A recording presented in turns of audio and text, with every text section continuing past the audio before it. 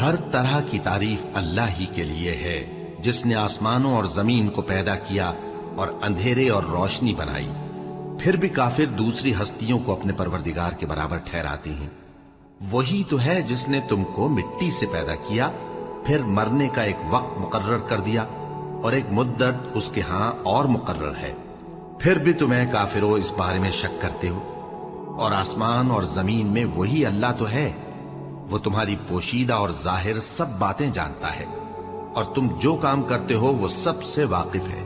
اور اللہ کی نشانیوں میں سے کوئی نشانی ان لوگوں کے پاس نہیں آتی مگر یہ اس سے منہ پھیر لیتے ہیں۔